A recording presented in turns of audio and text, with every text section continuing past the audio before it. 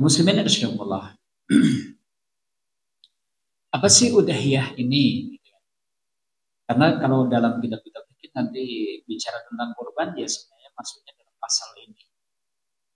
Mungkin ada sedikit perbedaan apakah bedanya udhiyah dengan kurban. Kalau udhiyah itu lebih spesifik kaitannya dengan sembelihan. Tapi kalau kurban itu mungkin kita teringat ketika Habil dan Qabil, ternyata satu di antara mereka bukan menyembelih hewan, tetapi kemudian memberikan korban dalam karena itu kan sarana upaya untuk mendekatkan diri kepada Allah. Itu ada yang hasil pertanian, ada yang hasil peternakan. Nah, kalau udhiyah berarti lebih spesifik. Hewan yang disembelih dengan tujuan untuk mendekatkan diri kepada Allah. Ini kayaknya esensi yang butuh kita garis bawahi. Jadi udhiyah ini adalah hewan yang disembelih dengan tujuan untuk taqarrub ilallah, mendekatkan diri kepada Allah. Di hari nahar itu berarti tanggal 10 Dzulhijjah dengan syarat dan ketentuan tertentu. Inilah yang dimaksud dengan udhiyah. Dan kata taqarrub ilallah ini menjadi esensi. Jadi kita itu besok menyembelih hewan entah itu sapi atau kambing bukan karena kepengen rendang, bukan karena kepengen sate, bukan karena kepengen gulai, bukan. Jika kita sudah berpikirnya itu, untuk bagian biro ya, untuk bagian harus dimasak, ya. Bukan itu sebenarnya. Tapi mestinya ruh yang kita munculkan ketika hendak korban, saya sedang mendekatkan diri kepada Allah. Dalam bentuk apa? Sembelih. Dan ini adalah termasuk sarana mendekatkan diri kepada Allah yang disyariatkan sejak zaman Nabi Adam.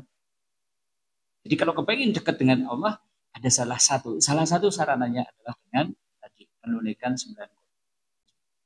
Nah, keutamaannya apa? Kalau di dalam riwayat Tirmidzi disebutkan, ma'amila adamiyun min amalin yauman nahri ahaba ilallahi min ikhraqidam.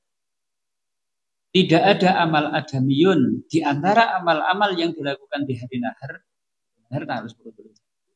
Ahaba ilallah yang lebih dicintai oleh Allah min ihraqidam dibandingkan dengan mengalirkan darah. Ya, berarti esensi dari ibadah korban, esensinya apa? Ihraqidam. Apa ihraqidam? Mengalirkan darah, sembelihannya. Jadi nilainya itu ada pada apa? Sembelihannya. Sedangkan nanti bagi-bagi dagingnya kepada tetangga, kerabat, fakir miskin, anak yatim, atau mungkin kepada daerah-daerah yang rawan krisis daging korban dan seterusnya, itu fadilah tersendiri. Tapi sebenarnya esensi daripada ibadah korban itu ada pada apanya? Sembelihannya. Ihraqidam. Makanya kalau esensinya itu ada pada daging korbannya, salah. Misal nih, ada orang yang kemudian sugih, yang wegah repot. Alah, ini ribet banget. Terus gimana? 30 juta. Amplopi wae. Juta. Itu kan bagi kepada fakir miskin, paru anak yatim dan seterusnya. Maka orang yang tidak korban, dia memilih untuk infak sedekah di hari itu. Dalam kita garis baik, di hari itu. Maka pahalanya tidak akan bisa menandingi orang yang menyembelih satu ekor sapi yang mungkin nilainya tidak sampai itu. Yang menyembelih kambing yang nilainya tidak sampai itu. Kenapa? Karena hari itu yang paling dicintai Allah itu ihraq, mengalirkan darah. Atau sebaliknya juga, ada orang yang wegah ribet. Biasanya ada orang sugih kan wegah ribet gitu ya, Pak. Yang seneng ribet kan anu wong ora duwe duit gitu kan, jadinya ya seneng ribet.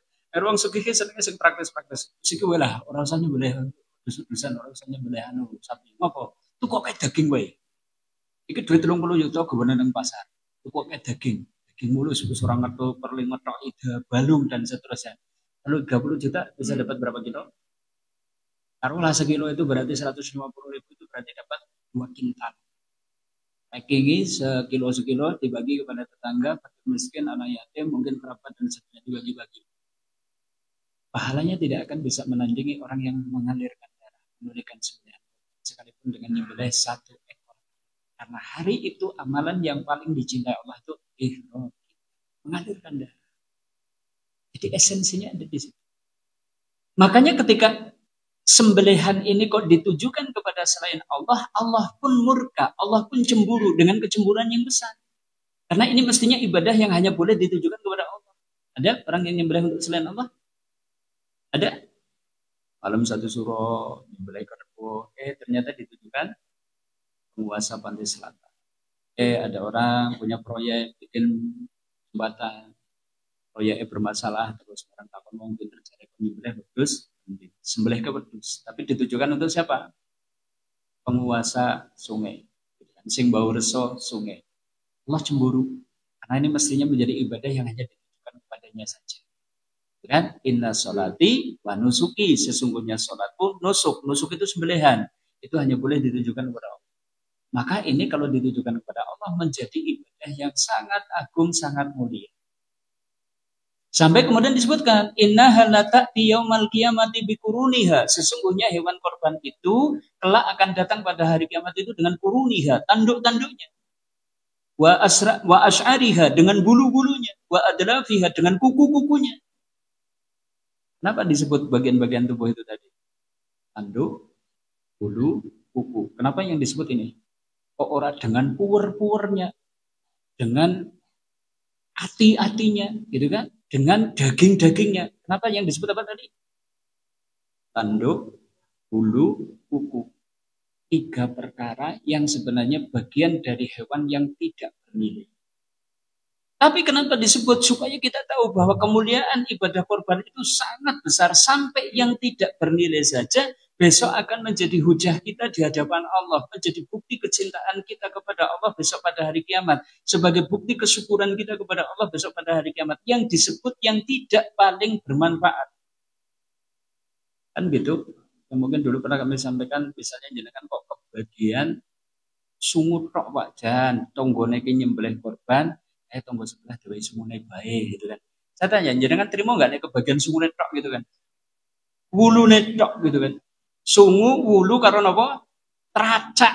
Kuku kan berarti teracak, kasih teracak. Saya yakin malah ora matur nuwun iki sing dhewe malah kayane terus marah-marah gitu kan seperti itu. Nah, justru itu ingin menunjukkan bahwa ibadah korban sangat mulia. Sampai perkara yang tidak bernilai besok menjadi bukti kita di hadapan Allah. Bahwa kita sudah cinta kepada Allah dengan betul-betul cinta. Bahwa kita sudah berusaha untuk bersyukur kepada Allah dengan kesyukuran yang benar.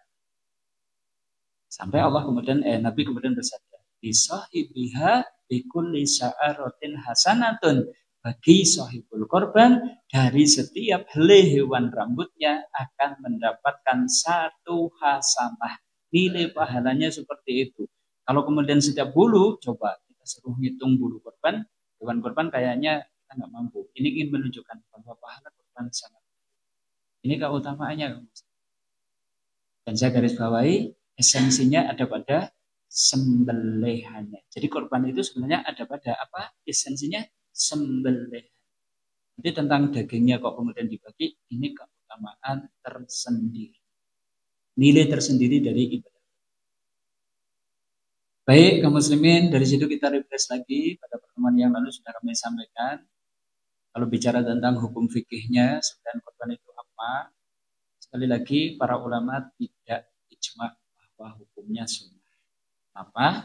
Tidak sedikit di antara ulama berpendapat ini ulama-ulama ini. Kenapa wajib?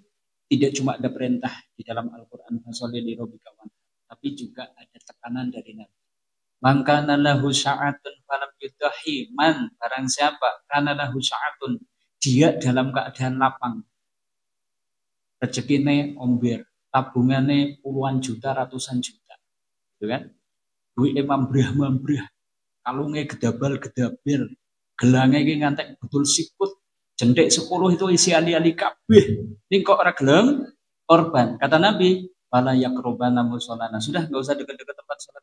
Sugih ora gelem korban. Ya? Makanya segolongan ulama berpendapat gimana? Nek koyo ngono wajib iki.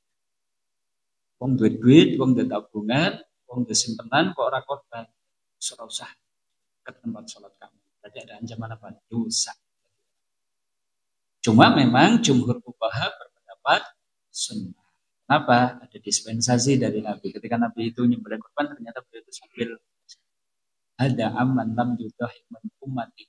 Sembelihan ini aku tujukan untuk umatku yang tidak korban. Ternyata yang nggak korban itu kemudian dikasih sama Nabi itu kesempatan dapat pahala dari sembelihan Nabi. Oh, berarti ini ada keringanan dari perintah yang dihukum wajib turun menjadi sunnah. Sunnah mu'akkad. Kita tidak bahas lagi, sudah kita bahas. Baik, kita ingat rukun udhiyah. Itu maksudnya apa-apa yang harus ada sehingga nanti ibadah kurban itu terlaksana tegak. Artinya punya nilai di hadapan Allah. Sah. Maka harus ada 4 perkara. 1, harus ada hewan kurban yang memenuhi syarat. 2, waktu penyembelihannya dalam rentang yang sudah ditentukan saja. Kecepatan, ya malah hisab jadi sah. Terlewat juga bisa menjadi tidak sah. Kaitannya dengan penyembelih, oh ternyata ada orang yang kalau menyembelih itu malah sembelihannya tidak sah. Nanti menyembelih kambing pun kambing yang halal malah jadi bisa. Kemudian cara menyembelih juga ini. Karena salah dalam prosesi penyembelihan pun bisa menjadi sebab sesuatu yang halal malah jadi. Ini 4 pun kaitannya dengan 9. Yuk kita coba ingat satu persatu. Kriteria hewan kurban seperti apa sih atau hewan seperti apa sih yang sah dijadikan hewan? Baik, ada beberapa ketentuan. 1 ini tentang jenis. Para ulama ijma ini bahwasanya kurban hanya boleh dari jenis bahimatul an'am. Bahimah itu hewan, al-an'am itu ternak. Nah hewan kan berarti ada 2. Hewan liar sama hewan ternak, hewan piaraan. Saya tanya, hewan liar ada yang halal enggak? Apa? Contohnya apa? Menjangan, apa boleh? Kancil, nyolong timun. Apa boleh? Liar.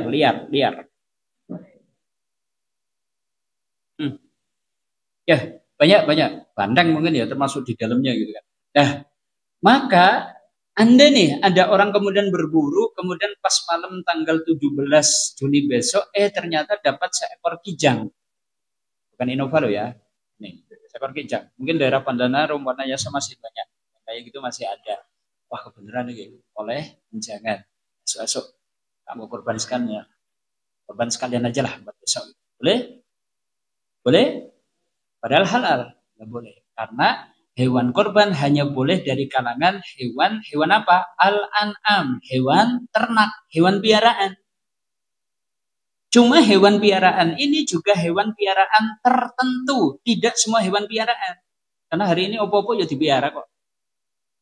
Terwelu dipelihara, marmut dipelihara, murai batu dipelihara. Apa nih? Ular aja dipelihara itu kan. Ular, ulet dipelihara dan seterusnya. Andai ada terwelu yang harganya sampai 4 juta, ada nggak ya terwelu petang juta ya? Ada itu. Tetap saja tidak sah dijadikan sembelihan korban.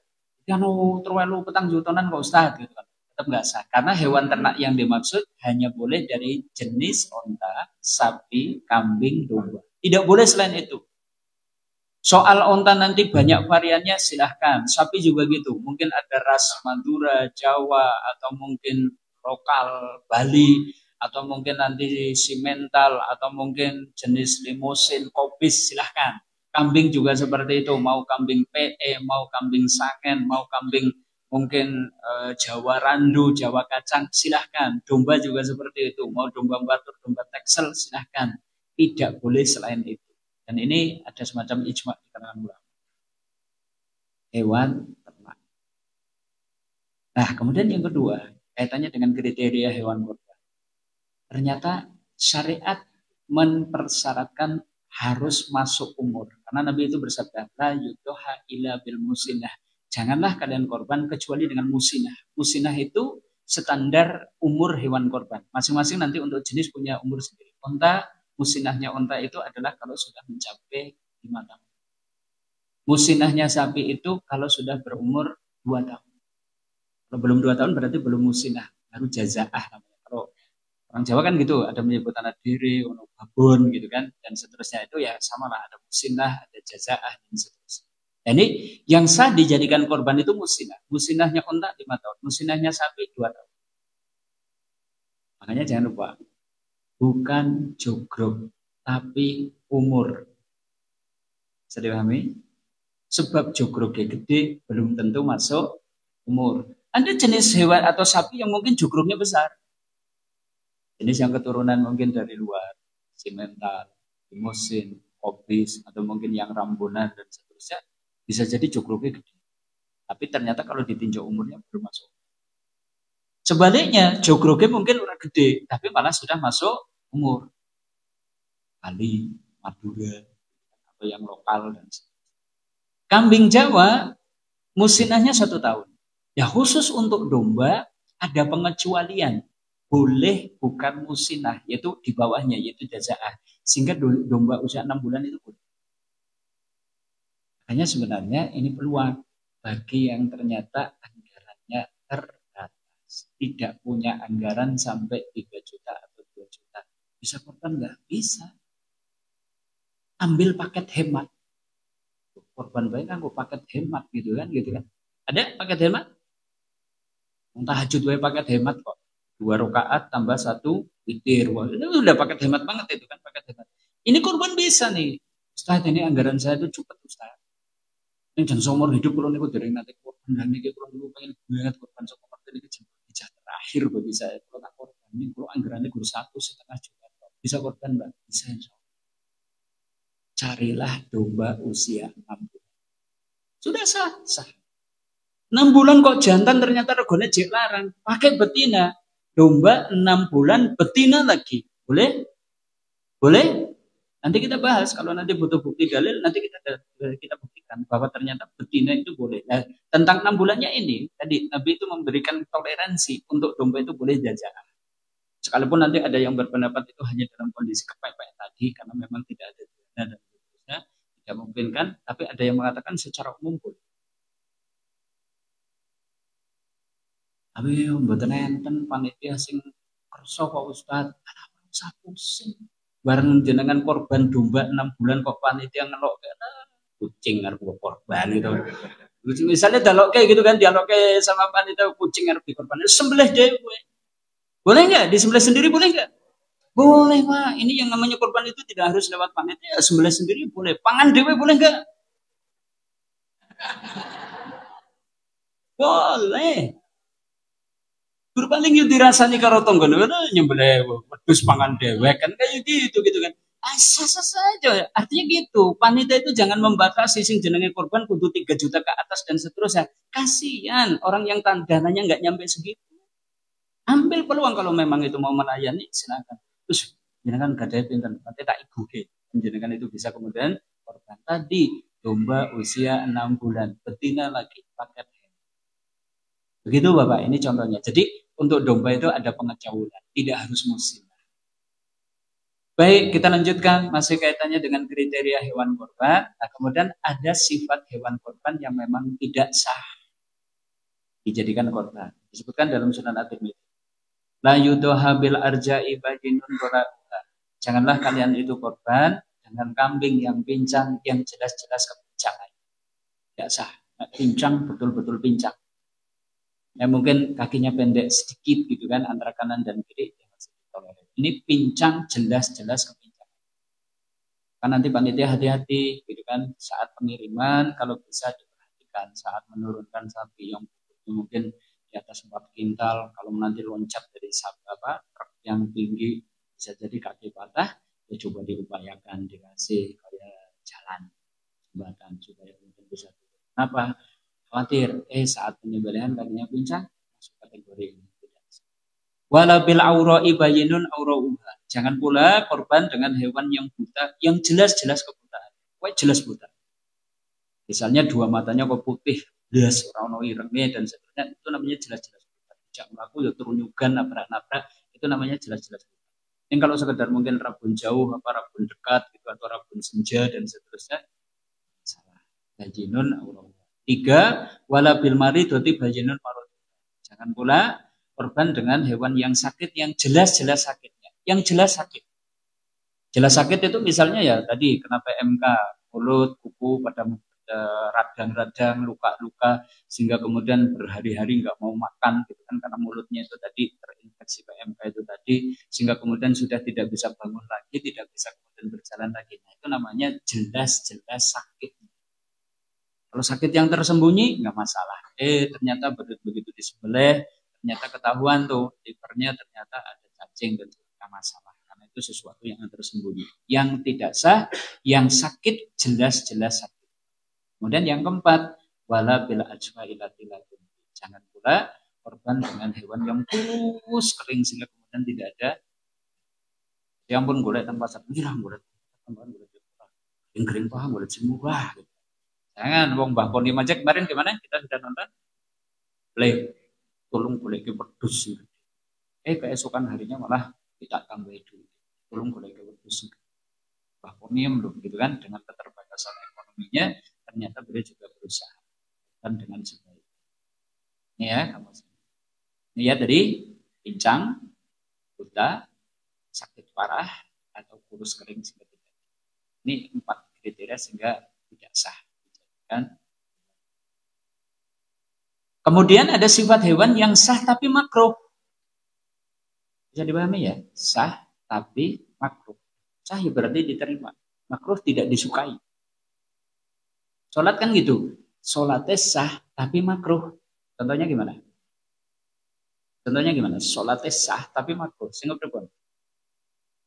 Ya, sholat sambil menahan kencing, menahan kentut, menahan kebelet. Ini sholatnya sah. Yang penting tidak kentut, gitu kan? Cuma menahan. Gitu kan? Sholatnya sah, tapi hal yang seperti itu, keadaan yang seperti itu dimakruhkan. Contohnya gitu. Nah ini ada sifat hewan korban yang sah, tapi sebenarnya kalau dihindari lebih bagus. Ya, nah Rasulullah Shallallahu Alaihi Wasallam ayyudoha bi'adobil korni wal udun. Rasulullah itu melarang korban dengan hewan yang patah tanduknya atau terpotong telinganya. Nah, cacat-cacat yang seperti ini berarti kan nanti mungkin sama putus buntutnya, gitu kan? Atau mungkin ada luka di bagian tertentu, atau mungkin sanglir. Itu masuk kategori kayak gini. Ngerti sanglir? Ibu-ibu ora usah ngerti, ibu-ibu ora usah. Itu bapak-bapak wae urusan lho. Ini tidak mengurangi kesempurnaan jogrok atau isi daging itu tidak mengurangi gitu kan. Makanya ini juga masuk kategori sah. Cuma ya dimakruh. Nah, kemarin itu sempat nonton berita itu ada menarik. Hari ini ternyata di pasar-pasar hewan itu ada salon hewan. Apa? Salon hewan, silakan dicari nanti di YouTube boleh dicari itu salon hewan. Nonton beritanya gue ngantek, jadinya roto bojoku gue untuk salon malah istri salon kayak gitu loh rasanya jadinya rentes itu jadinya. Ternyata gini, misal nih ada kambing tanduknya itu patah satu, yang satu panjang, yang satu pendek. Nanti dipercantik sehingga yang kepanjangan dipotong, disamakan, kemudian dikikir, diamplas, kemudian dikasih semir sehingga nanti seperti kedua-duanya itu seimbang. Pinter-pinter ini. Bahkan bisa jadi mungkin orang wedhus keriting itu di rebonding kemudian jadi keren gitu kan gitu. Sono wae gitu kan. Tapi yang jelas ini ada sifat hewan korban yang ternyata dihukumi makruh. Nah, dari situ ada sifat hewan korban yang paling afdol. Afdol ya berarti yang diutamakan. Berarti gimana? 1 gemuk. 2 jantan. Jadi jantan itu afdoliyah, bukan syarat sah. Jadi sah nggak kalau kemudian korban betina? Nanti saya tunjukkan dalil. Tapi lebih utama jantan. Afdolnya jantan. Kan? 3 paling bernilai. Artinya bagi seseorang korban segitu itu jadinya paling bernilai, Pak. Dan nanti setiap orang pasti ukurannya akan beda-beda. Bisa jadi ada Pak orang yang korban dengan kambing harga 2 juta. Udah hujan paling afdol. Kenapa? Mene prihatin wis setahun nemen Pak. Esok direwangi sarapan gur karo sambel karo tempe kuning awan-awan yo berhubung gudung tela sore-sore yo trimo kemudian mungkin gurung tempe meneh dan seterusnya. Men ditabung setahun, men tahun ngarep besok korban. Kumpul duit 2 juta bisa beli kambing.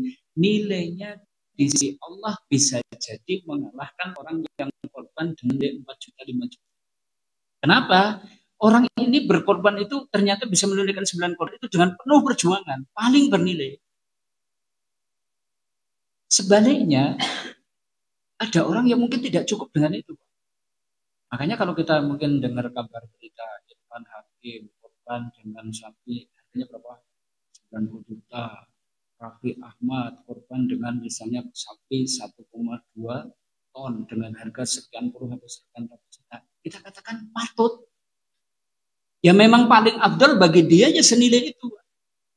Masa ada misalnya selebrita Irfan Hakim telah ikut korban bersama kafilah korban Balai Dakwah Banjarnegara ikut sepertujuh sapi dengan urunan 3.200.000.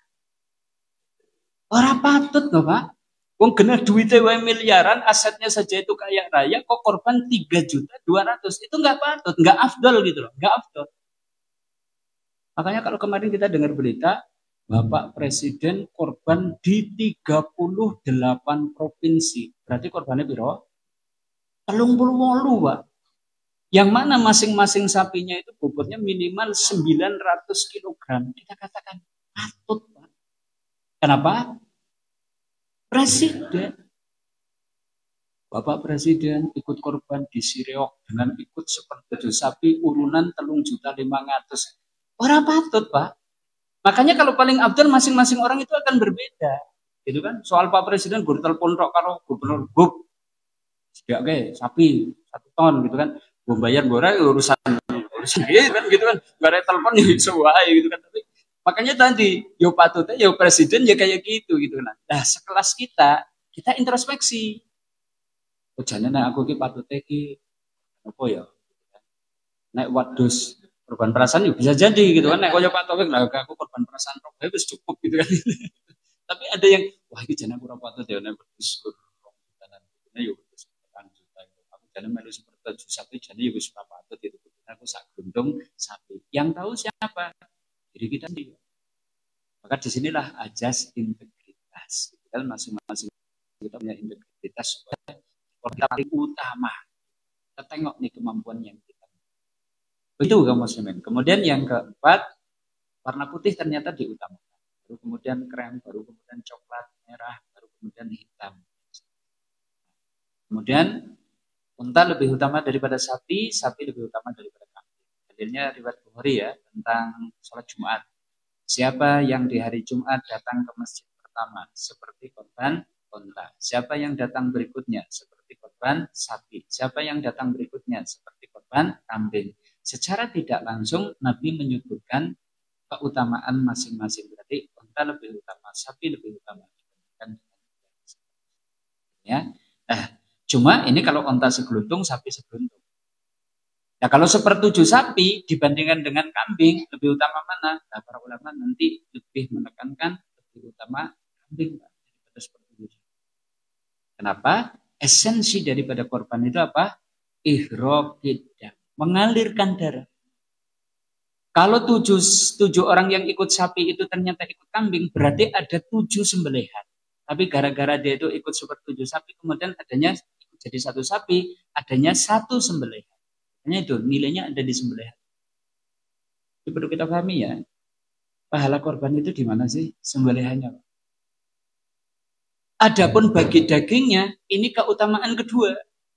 Dan nanti kalau bicara seperti itu, bisa jadi korban sepertujuh sapi bisa lebih utama, tapi ditengok dari kemanfaatan daging. Bisa dipahami?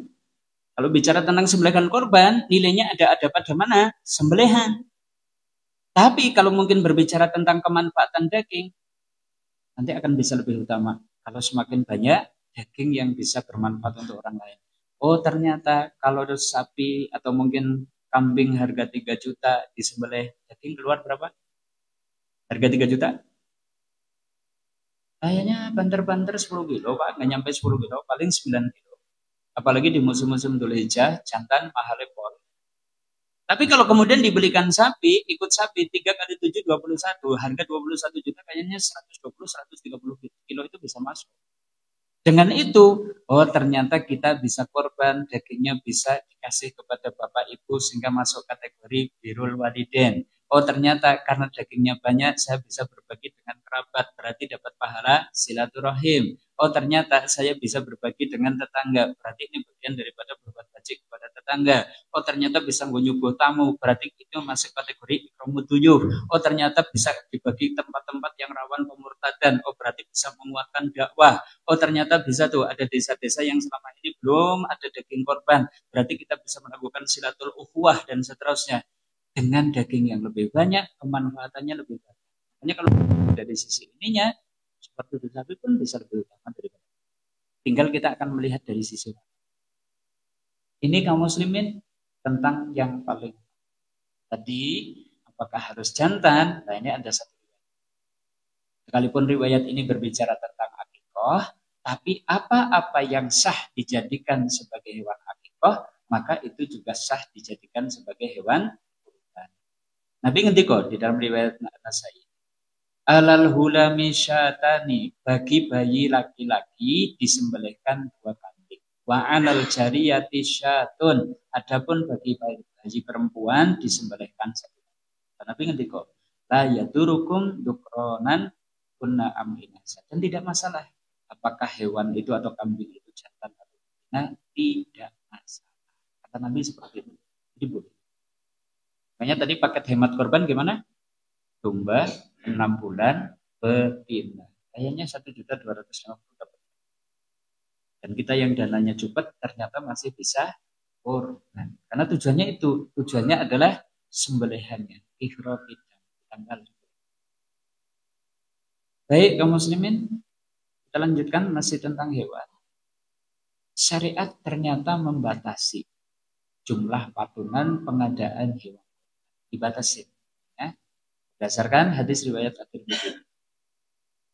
Kunna ma'a Rasulillah sallallahu alaihi wasallam. Kami pernah bersama Rasulullah sallallahu alaihi wasallam di safari, dalam suatu safari. Dulu kalau perjalanan jauh kan bisa lama, kadang minggu berbulan-bulan, kadang maupun Fahadarul adha, maka tibalah ketemu dengan hari adha. Maka fastarokna fil baqarati sab'atan. Kami kemudian patungan untuk mengadakan 1 ekor sapi, kami patungan ber7. Wa fil ba'iri asyaratan. Adapun untuk mengadakan 1 ekor unta, kami patungan 10 orang. Para ulama kemudian menjadikan hadis ini menjadi batas maksimal suatu patungan sehingga nanti sah dijadikan sebagai ibadah korban. Jadi kalau sapi maksimal berapa? 7. Maksimal. Kurang dari itu boleh? Boleh. Ustaznya kian-kiannya kurdian gangsal sih. Padahal karpen itu ora masalah. Tukoke bae sapi rego 20 juta. Kan garek urunan 5 juta, 5 juta. Boleh? Lebih abdul daripada yang urunan 3 juta, 3 juta lebih abdul yang 5 juta, 5 juta. Awang niki malah RT kula entene grup wong telu kok Ustaz tapi yo korban sapi. Ora masalah, tukoke sapi wae sing regane 30 juta. Kan berarti dibagi telu pinten? Ya gurgare urunan 10 juta, 10 juta. Boleh? Afdol? Lebih afdol daripada yang nyembelih harga 5 jutaan. Kan seperti itu. Jadi enggak usah pusing. Dan apa malih kok sapi siji direnggo Mbak, gitu kan berarti pahalanya semakin berlimpah. Maka batasan ini batasan maksimal. Ya barulah mungkin ada satu kampung itu kampungnya dewe ora tahu ono korban ya bertahun-tahun wis anu wae lah. Urunan yo korban wong sak RT gitu kan. Wong sak RT ono 40 kakak urunan 500 ketemu 40 juta. Tukoke sapi disembelih tanggal 10. Korban sapa iki? Wong sak RT kok gitu kan ini. Bernilai korban? Bernilai korban? Tidak. Boleh dilakukan 9 tanggal 10 Dzulhijjah? Boleh. Dapat pahala? Dapat pahala? Dapat pahala sedekah. Kalau tadi kemudian dagingnya dibagi-bagi kepada fakir miskin dan seterusnya, dapat pahala. Tapi pahala sedekah, pahala dari kemanfaatan dagingnya, bukan pahala dari sembelihannya. Sembelihannya tidak dapat pahala. Karena jumlah serikatnya melebihi yang ditentukan syariat. Nang sekolahan nggih kados niku. Siswa-siswane kon padha urunan. Siswane jumlahnya ngantek 1000 urunan 1.000 ketemu sekian diberikan kemudian sapi disembelih tanggal 10 Dzulhijjah. Boleh? Boleh? Boleh. Dibagi-bagikan dagingnya boleh? Jenengan dahar dagingnya boleh? Boleh. Dapat pahala kurban? Tidak. Dapat pahala sedekah. Kalau mau dijadikan pahala korban bisa? Bisa. Urunan itu kemudian diakadkan.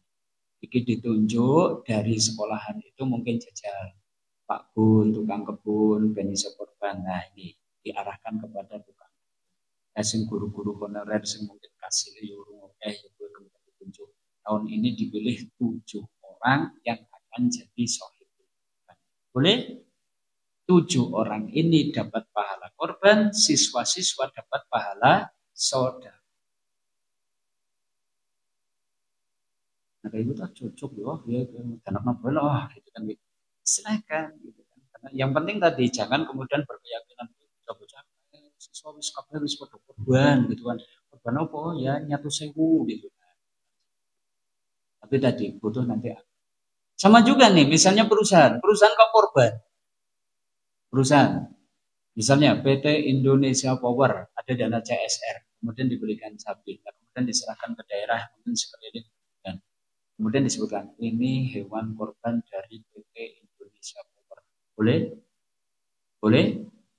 Kemudian bingung ke absennya gitu ketika nanti dihitung pahalanya seperti ganjaran sopo PT Indonesia Power gitu kan tengah akhirat tuh serawono gitu kan. Makanya butuh diakatkan. Oh ini berarti mungkin dihitung gue cleaning service cleaning service dan sebulan tujuh kan nanti tahun depan mungkin bergilir karyawan yang lain dan seterusnya. Nanti stakeholdernya pemegang saham direktur dan seterusnya itu dapat pahala sedekah. Sedangkan tadi yang ditunjuk tadi misalnya cleaning service-nya bisa mendapatkan pahala karena ini ada batas. Nah kemudian satu korban sebenarnya mencukupi itu pahalanya untuk satu keluarga sahibul korban. Karena disebutkan nih dalam Sunan Ibnu Majah. Karena rajulu fi ahdi Nabi sallallahu alaihi wasallam yutahi bisati anhu wa an ahli baiti. Bahwasanya dulu seseorang di zaman Nabi itu korban ya dengan satu ekor kambing untuk dirinya dan juga untuk anggota keluarganya. Ketika itu memang umat Islam belum makmur-makmur amat, tapi setelah makmur ya sudah berlomba-lomba. Tapi di awal ya seperti itu, satu untuk satu keluarga. Pahalanya gitu. Soal namanya yang disebut ya satu orang. Ini korbannya sopo Pak Fulan. Ini ganjarannya gue Pak Fulan lan sak keluarganya. Makanya Pak Fulan dapat pahala.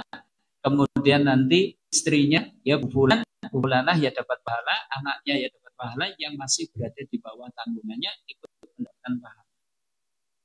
Makanya tidak perlu tahun ini sing korban apa, tahun ngarep sing korban dijenenge tahun ngarepe dijenenge anak barep, tahun ngarep dijenenge anak pondok, tahun ngarepe anu ngapunten sak keluarga pun korban sedanten berarti tahun ini prei. Bukan, karena ini suatu perintah yang sebenarnya dianjurkan tiap tahun kalau kita mampu tetap ya sudah namanya Pak Fulan untuk keluarga pahala mencukupi. Jadi kalau kita simpulkan kambing domba tidak bisa serikat. Ini adalah satu soal. Soal dananya iuran boleh-boleh aja. Bapak urun 1 juta, ibu sejuta, anak loro 500. Kemudian beli kambing. Boleh? Boleh. Sohibul korbannya siapa? Salah satunya. Itu bukan ini korbannya ini sebulan, kemudian yang urunan tadi. Boleh. Sapi tadi maksimal 7 orang, unta dalam satu riwayat 7, dalam riwayat yang lain 10. Dan satu kambing atau seperti satu pahalanya mencukupi untuk satu. Artinya sebenarnya dalam satu keluarga minimal kalau bisa ada satu sohibul. Syukur pun jul. Bapaknya dua kasil dewe, ibunya dua kasil dewe, anak-anaknya ya wis padha pentas kan sehingga kemudian kerja tapi masih tinggal satu rumah, kok kemudian korban sendiri-sendiri. Masih tentang hewan nih, tentang mengadakan boleh nggak korban dengan dana hutang? Cocok ya pembahasan cocok. Pelanganan urusan hutang yang pelanganan. Alhamdulillah ini Bapak Ibu yang ternyata hobi hutang. Alhamdulillah. Jadi saking besarnya keutamaan ibadah korban sampai segolongan ulama anjurkan untuk berhutang untuk bisa korban. Mesam-mesam kayaknya hobinya utang ya gitu. Wah ini cocok ya. Ini ulama pinter teman nih, bagus teman gitu ya. Di antaranya ini ya Imam Abu Hatim, kemudian juga Sufyan As-Tsauri, termasuk Imam Ahmad dalam urusan akikoh berhutang, apalagi korban. Kata Imam Ahmad ini, di dalam yakun malikan mayu'ak, jika salah orang di antara kalian tidak mampu untuk akikoh, pasta carilah pinjaman. Ini nasihat Imam Ahmad, fasta kordon, carilah pinjaman. Arju ayyuhlifallahu alaihi, mudah-mudahan Allah menolong dia untuk melunasinya. Nanti ditolong sama Allah untuk bisa melunasin. Kenapa? Li'annahu ahya sunati Rasulullah sallallahu alaihi wasallam. Karena dia utang dalam rangka menghidupkan sunnah Rasulullah sallallahu alaihi wasallam. Kepengen menjalankan sunnah sehingga kemudian nanti ditolong sama Allah. Ini argumennya Imam Ahmad seperti itu. Boleh utang, saking besarnya keutamaan korban. Cuma utang yang dimaksud bukan utang bonek, Pak. Kita utang bonek, bondo nekat, gitu kan? Kena hutangin jenengan warung pating teletek, burung lunas, kok nekat arep utang korban itu ya dolim, nah seperti itu dolim. Maksudnya, jadi korban pas tanggal 17, coba nek tanggal 1 tanggal 2 aku pas bergajian. Ya sudah, nek kayak gitu utang sih. Nek pas gajian berarti tinggal dibayar. Yang dimaksud gitu. Wah, janane iki korban iki sebulan meneh lho ya pas panen wale iki jan lagi pacek misalnya kalau petani seperti itu. Ya sudah, hutang dulu nanti pas panen kemudian bisa lunasi. Kenapa? Siapa tahu ini kesempatan terakhir kita ketemu Dzulhijjah. Jangan-jangan tahun depan sudah tidak ada kesempatan lagi nih. Umur ternyata mungkin sudah tidak sampai. Maka optimalkan potensi terbaik. Hikmahnya gitu para ulama. Bukan kemudian ngajarin kita untuk senang utang, bukan. Tapi jangan sampai terlewat dari kesempatan besar. Kalau sekarang dibalik, boleh nggak korban sementara masih punya hutang? Kalau tadi kan gimana? Korban dari dana hutang. Sekarang dibalik, sih duwe utang kok korban, boleh nggak? Penuh langsung semangat, boleh gitu kan. Saking semangatnya hutang. Kita bagi jadi 2 jenis hutang. Ini Bapak. Utang yang sudah diatur pembayarannya dengan cara aksuran jangka panjang. Misalkan ada utang 10 tahun, saben bulannya sekian, 5 tahun, saben bulannya sekian. Ternyata jenengan bisa ngangsur.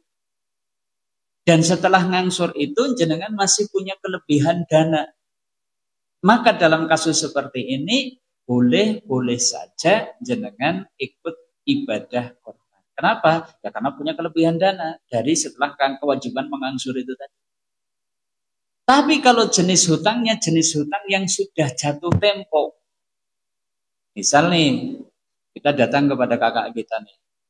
Di nyuwun ngapunten kula ini ngambil artone 3 juta mawon mangke tak waksunaken 3 bulan.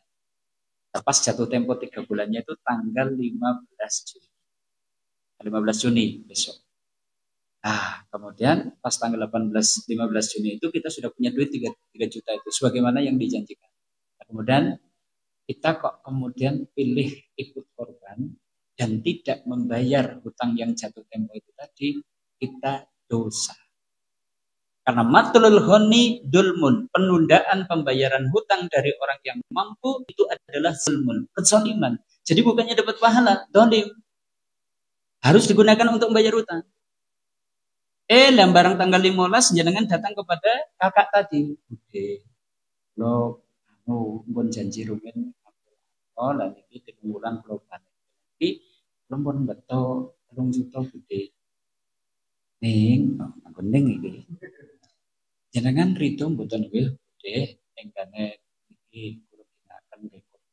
Yen dereng sios penyar utang jenengan kinten-kinten kepripun. Apa-apa barang arep nggo korban mana malah ora usah nyar utang nggo ditunggu bae gitu kan dari sana. Ya sudah korban, Pak. Itu sah, boleh, itu enggak jadi masalah.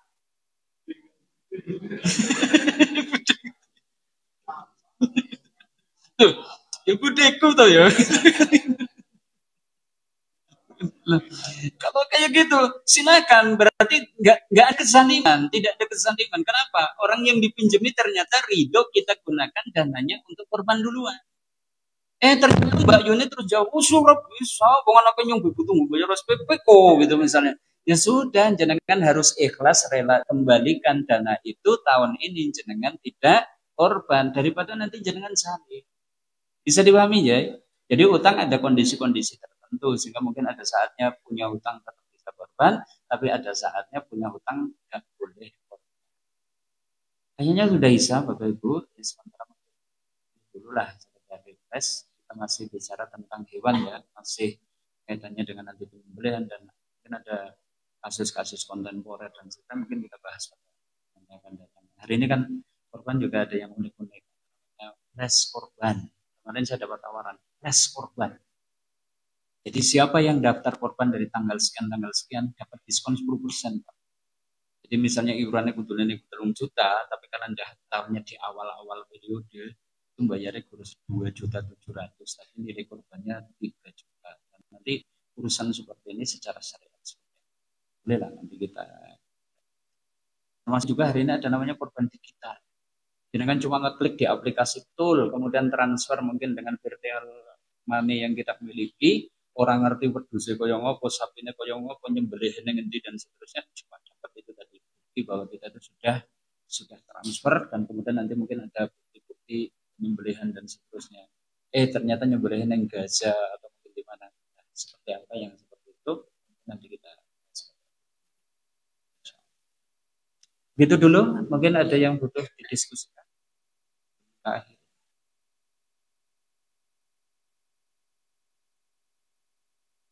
Okay.